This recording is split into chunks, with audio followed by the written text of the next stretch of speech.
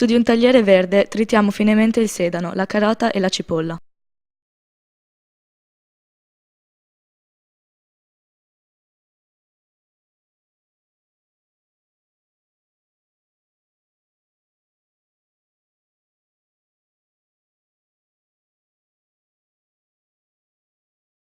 Scaldiamo una padella con 3 cucchiai d'olio.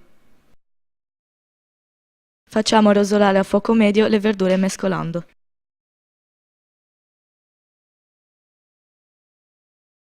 Aggiungiamo la pancetta finemente tritata e la facciamo rosolare.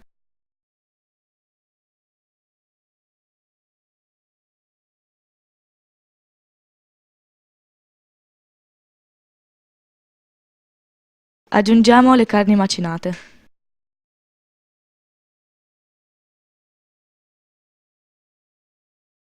e mescoliamo fino a farle rosolare.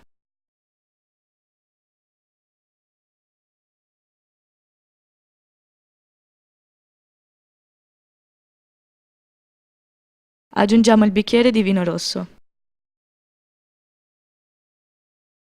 Mescoliamo e facciamo evaporare.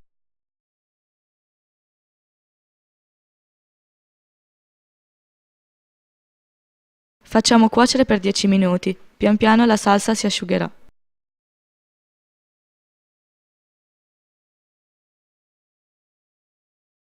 Aggiungiamo la passata di pomodoro.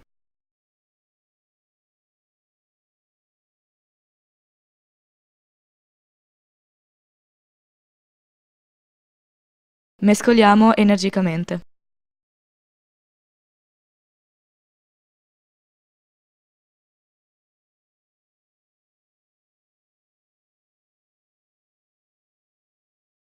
Pian piano la salsa si asciugherà.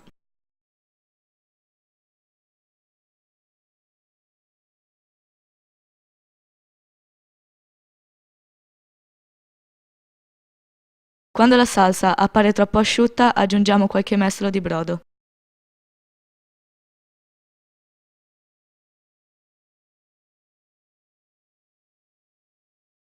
Facciamo cuocere a fuoco basso per 2 ore e mezza. Aggiungiamo il brodo quando la salsa appare troppo asciutta.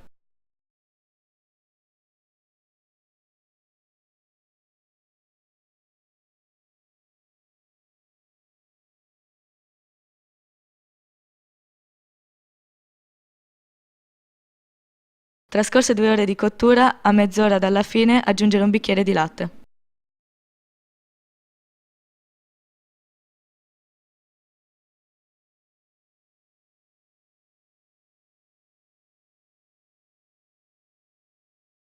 La salsa pian piano assorbirà il latte.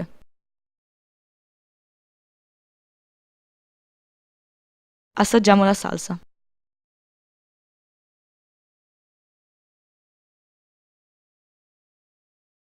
E se necessario correggiamo di sale.